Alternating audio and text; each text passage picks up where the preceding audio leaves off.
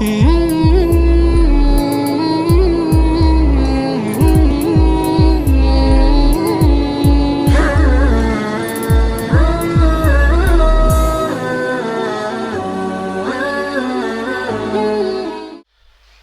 बिल्लाहि मिनश्शैतानिर्रजीम बिस्मिल्लाहिर्रहमानिर्रहीम युसब्बितुल्लाहुल्लज़ीना आमनू बिलक़ौलिस्साबिति फ़िल हयातिद्दुनिया व फ़िल आख़िरह व युज़िल्लुल्लाहुज़्ज़ालिमीन व यफ़अलुल्लाहु मा यशा। सदक़ल्लाहुल अज़ीम।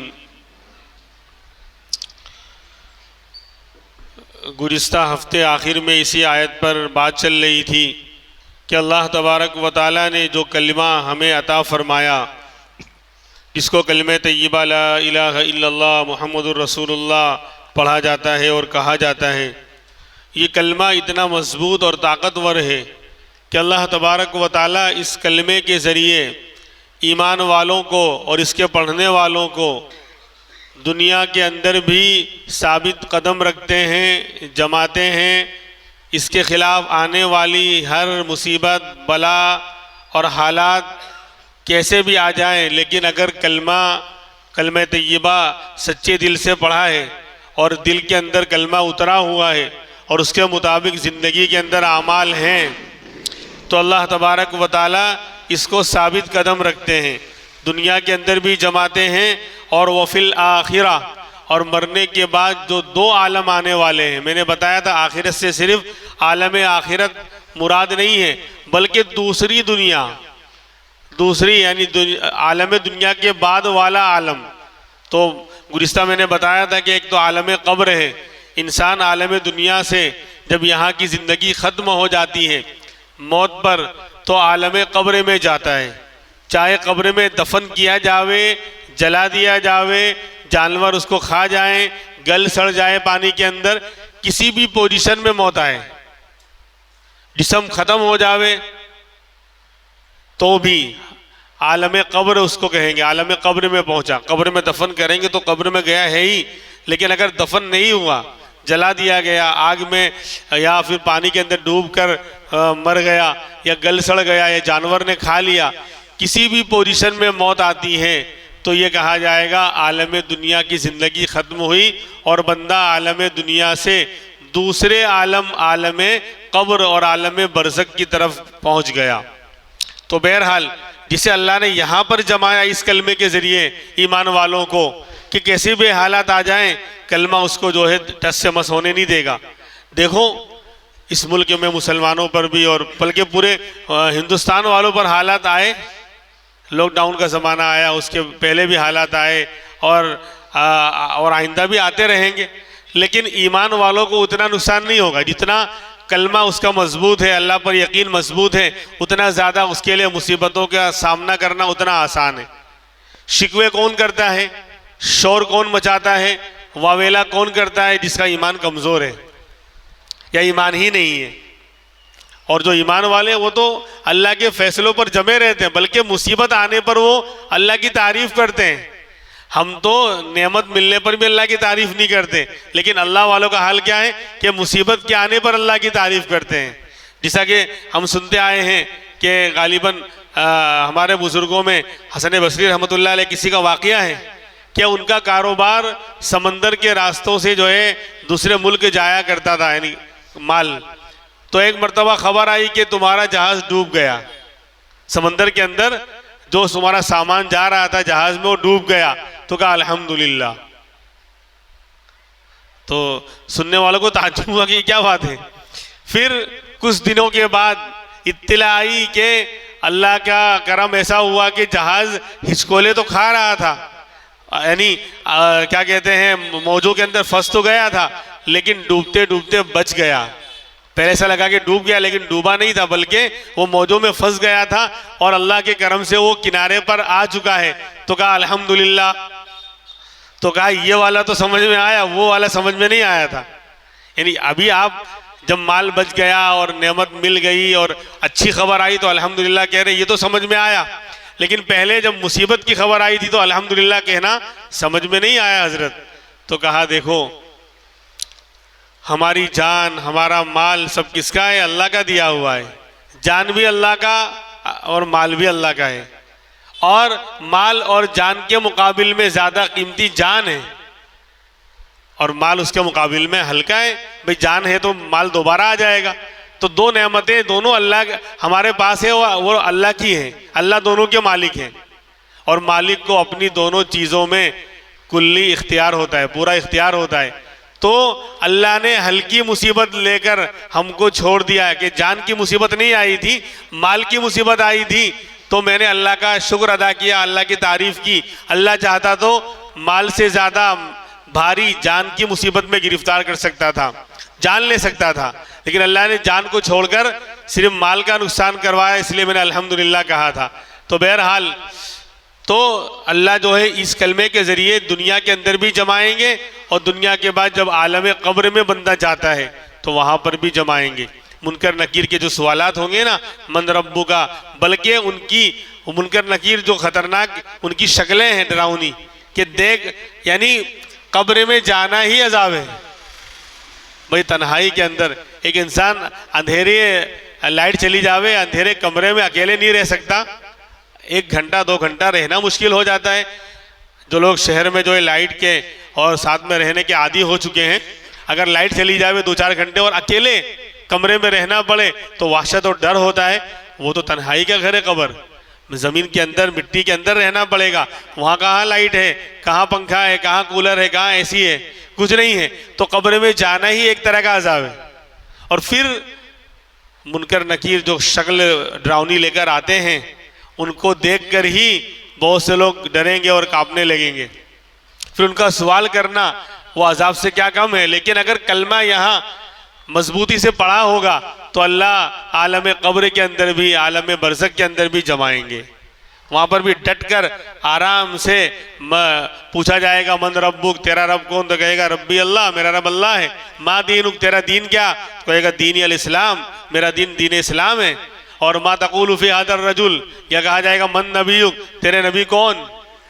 और रिवायतों में आता है कि आपका चेहरा मुबारक दिखाया जाएगा। एक शक्ल तो ये है कि मैंने बताया था कि पर्दे सारे रोज़े अक़दस से सारे पर्दे कब्र से हटा दिए जाएंगे और यहीं से अपनी कब्र से मुर्दा जो है आपका दीदार करेगा। तो पूछा जाएगा ये ज़ाते अक़दस कौन है?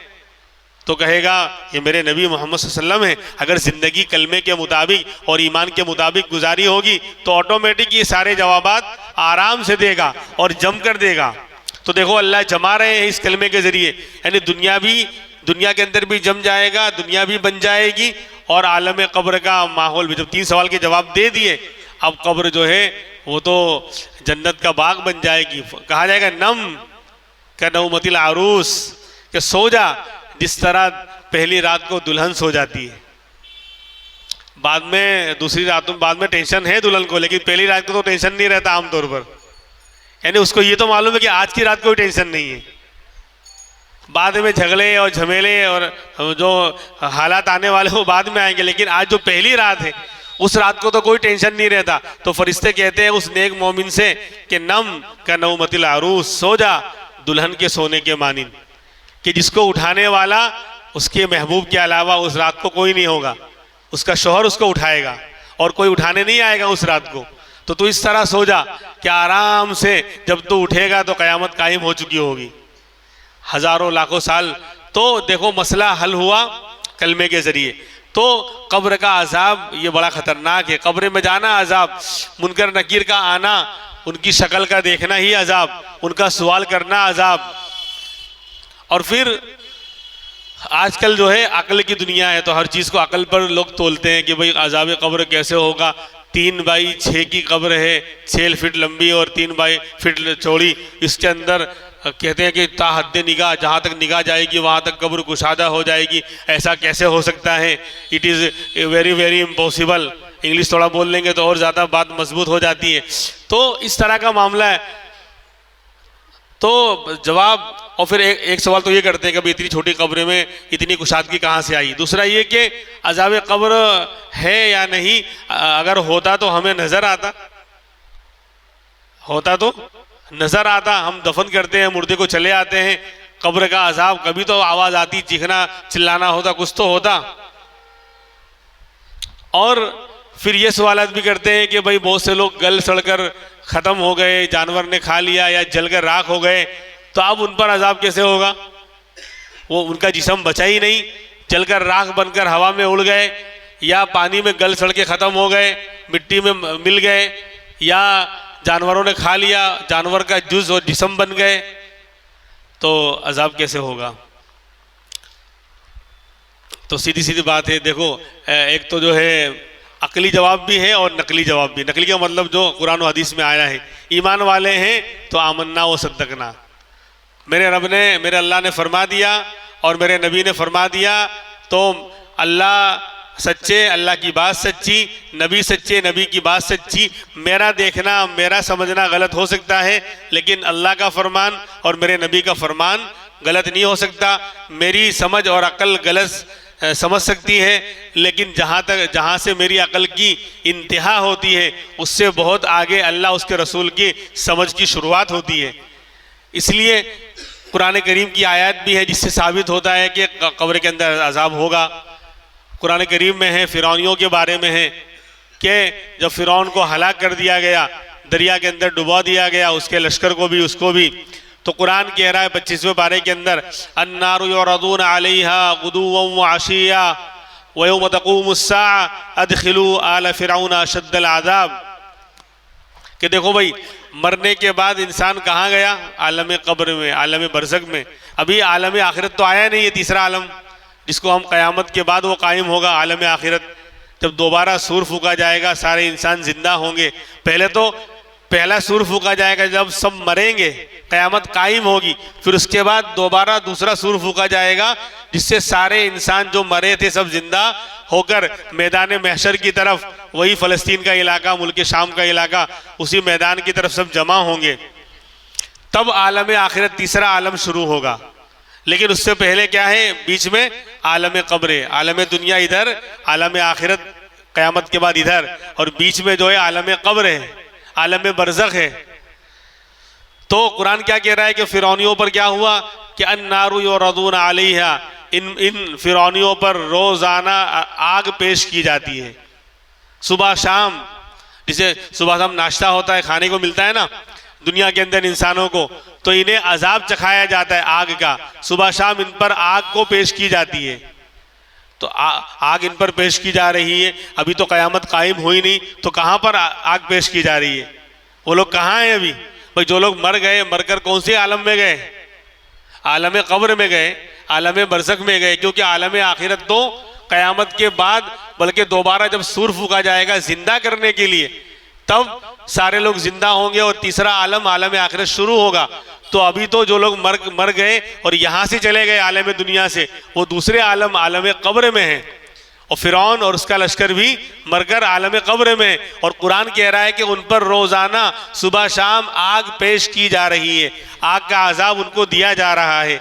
तो ये आलम कब्र में अजाब दिया जा रहा है। और फिर आगे कुरान कह रहा है वयौम तक़ूमुस्साअ, और जब जिस दिन क़यामत कायम होगी उस दिन तो कहा जाएगा अदखिलू आला फ़िरऔन अशद्दल अज़ाब, कि अब तो फ़िरौनियों को और सख्त अजाब में, यानी जहन्नम में अब दाखिल करो। जहन्नम का मामला तो आलम आखिरत के बाद होगा, क़यामत के कायम होने के बाद होगा। तो आज सुबह शाम रोज़ाना उन पर जो आग पेश की जा रही है वो कौन सा अजाब है? आलम कब्र का अजाब है। तो साबित हुआ कि कुरान करीम से भी साबित हुआ कि कब्र के अंदर अजाब है नाफरमानों के लिए। बल्कि नूह अलैहिस्सलाम की जो कौम थी जिन्होंने ईमान कबूल नहीं किया, जो कश्ती में सवार हुए 80-82, वो तो ईमान वाले थे, लेकिन उसके अलावा जो पूरी दुनिया में बाकी रहे और अल्लाह का अजाब आया, पानी का डुबोने का, आसमान से पानी, ज़मीन से पानी, सब तरफ से पानी पानी आया, तो अल्लाह ने उनको डुबो दिया, हलाक किया। मिम्मा खतीआतिहिम उग़रिक़ू फ़उदख़िलू नारा।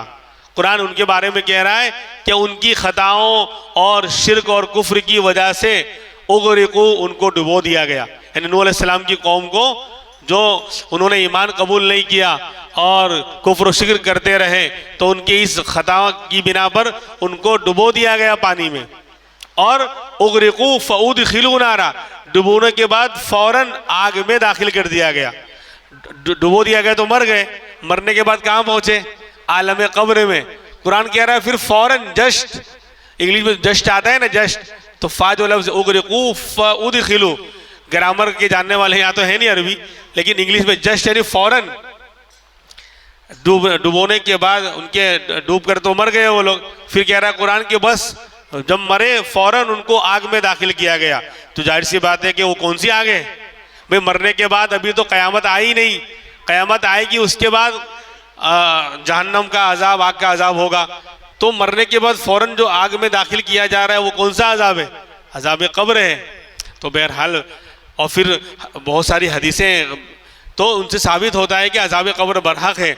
और फिर ये कहना कि इतनी छोटी सी कब्र में जहाँ तक देखो वहाँ तक कब्र कुशादा हो जाएगी और जन्नत का बाग और खिड़की खुल जाएगी, वहाँ की हवाएं आएंगी, और अगर मुर्दा जो है गुनहगार होगा, नाफरमान होगा, तो जहन्नम की खिड़की खोल दी जाएगी, वहाँ की हवाएं और आग की लपटें आती रहेंगी। तो हमें तो नज़र नहीं आता, हम तो कब्र खोद के देखते हैं तो उतनी ही है। तो कहा कि भाई एक तो ये है कि इस दुनिया की आँख से अल्लाह ने हमें जो आलम दुनिया में रखा है ना, तो यहाँ का जिस्म और यहाँ की आँख से आलम कब्र के मंजर को देखना नामुमकिन है, मुश्किल है। इन आँखों में वो ताकत नहीं कि वो दूसरे आलम कब्र के अहवाल को देख सके। कभी कभी अल्लाह दिखला देते हैं, लेकिन आम तौर पर ये जिस्म दुनिया का जिस्म है, और सारे आज़ा, आँख, नाक, कान दुनिया के हैं। तो दुनिया की चीज़ों को तो देखेंगे, सुनेंगे, बोलेंगे, एहसास करेंगे, लेकिन आलम दुनिया में रहते हुए इंसान इन आँखों से आलम कब्र के मंजर को देख ले, ये नामुमकिन के दर्जे में है। यानी नामुमकिन तो नहीं, लेकिन मुश्किल के दर्जे में। मुश्किल तो ज़रूर है। एक तो जवाब ये। दूसरा जवाब ये कि ये किसने कह दिया कि जो दिखता है वही बिकता है? क्यों कहते हैं भाई अजाब होता तो नज़र आता।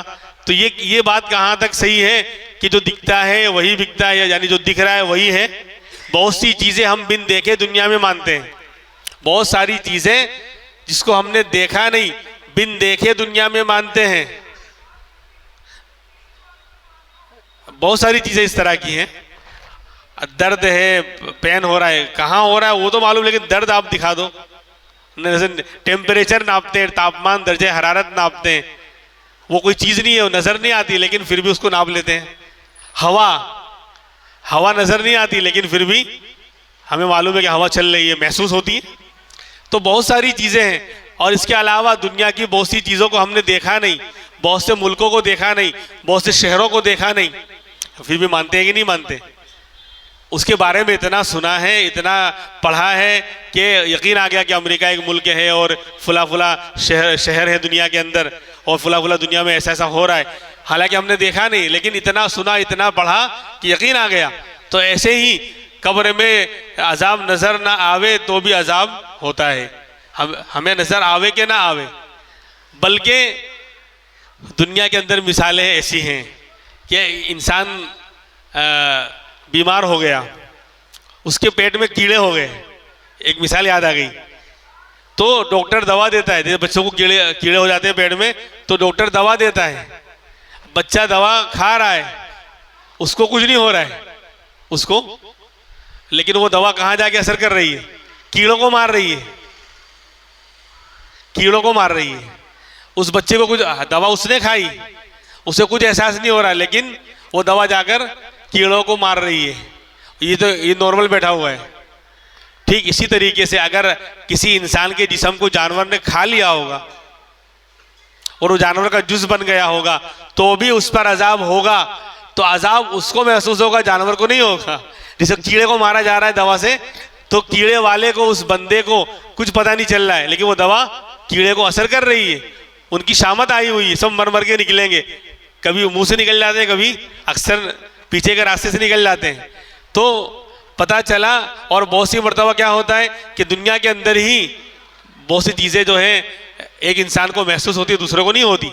किसी पर असरात हो जाते हैं तो बोले उठा उठा के फेंक रहा है, उछल रहा है, कोई उसको मार रहा है, लेकिन बाजू में बैठा हुआ इंसान कहता है कुछ भी तो नहीं है, लेकिन मामू आता है तो पिटाई कर रहा है, वो मार रहा है, उठा उठा के फेंक रहा है, पटक रहा है। जिसके ऊपर बीत रही है वो जान रहा है, जिसके ऊपर बीत रही है वो जान रहा है, लेकिन जो बाजू में बैठा हुआ है उसको कुछ पता ही नहीं चल रहा है। तो ठीक इसी तरीके से कि अल्लाह अजाब लाना चाहेंगे तो बिल्कुल ले आएंगे। और फिर गुज़िश्ता हफ्ते मैंने बताया था, जिस्म जलकर राख हो जाए, कुछ भी हो जाए, आलम कब्र में रूह असल है, जिस्म असल नहीं है। दुनिया में जिस्म असल है, रूह ताबे है। रूह हमें नजर नहीं आती, जिसको हम जान बोलते हैं। जिस्म असल है दुनिया के अंदर, इसीलिए तकलीफ होगी तो जिस्म महसूस करेगा।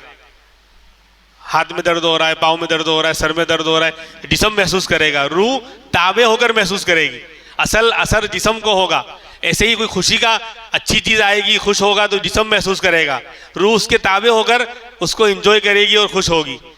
लेकिन जब आलम दुनिया से इंसान आलम कब्र में चला जाएगा तो सिस्टम चेंज हो जाएगा, वहाँ रूह असल बन जाएगी, जिस्म ताबे हो जाएगा।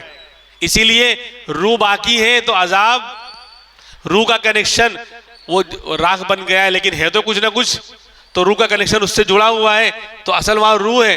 पिटाई होगी तो रूह के कनेक्शन की बिना पर असर होगा, असर होगा। वहाँ जिस्म का बाकी रहना ज़रूरी नहीं, क्योंकि असल रूह है, रूह तो बाकी रहेगी। थोड़ा बहुत कनेक्शन जिस्म का, थोड़ा बहुत बाकी रहना काफ़ी है। खैर, अल्लाह ने हमें जो है अज़ाब कब्र से बचने की तौफीक अता फरमाए। तो फरमा रहे हैं कि अल्लाह साबित कदम रखेगा ईमान वालों को इसी कौले साबित, इसी कलमे के ज़रिए, दुनिया के अंदर भी और दुनिया के बाद आलम कब्र के अंदर भी। और फिर जब आलम कब्र से आलम आखिरत में जाएगा, तीसरे आलम में, वहाँ पर भी कलमा उसको जमाएगा और जन्नत में दाखिल करवाएगा। बहरहाल, और वयुदिल्लुल्लाहु ज़ालिमीन, और अल्लाह गुमराह और रुसवा कर देंगे जालिमों को, जिन्होंने कलमे को इख्तियार नहीं किया। जालिम कौन? जिन्होंने कलमे खबीसा को इख्तियार किया। गुज़िश्ता तफसीर में आई, बुरा कलमा, कुफ्र वाला कलमा इख्तियार किया, जिसकी मिसाल कांटेदार दरख्त से दी गई थी। जिन्होंने कलमे कुफ्र को इख्तियार किया, शिर्क वाला कलमा इख्तियार किया, तो वो लोग जालिम हैं। और अल्लाह ऐसे जालिमों को गुमराह कर देगा। दुनिया भी उनकी बर्बाद, आलम कब्र भी बर्बाद और आलम आखिरत भी बर्बाद। कोई चीज़ उनको तीनों आलमों में जमाने वाली, साबित कदम रखने वाली नहीं होगी। ईमान वालों से कोई डायरेक्ट फेस टू फेस मुकाबला नहीं कर सकता। जो लोग ताकत के घमंड पर उछल रहे हैं, जमीन में उतर जाएंगे तो उनको जमीन में उतार दिया जाएगा। समझ रहे हैं? अल्लाह वाले जिनका ईमान मजबूत है, उन इसीलिए आज तक ईमान वालों से, और ख़ासकर ईमान वालों में भी जो अहले हक़ हैं, जो वाकई जिनकी ज़िंदगियों में ईमान है, आमाल है, तक़वा है, उनसे ज़मीन पर उतर कर कोई मुकाबला नहीं कर सका है। और जिसने मुकाबला किया उसने मुँह की खाई है।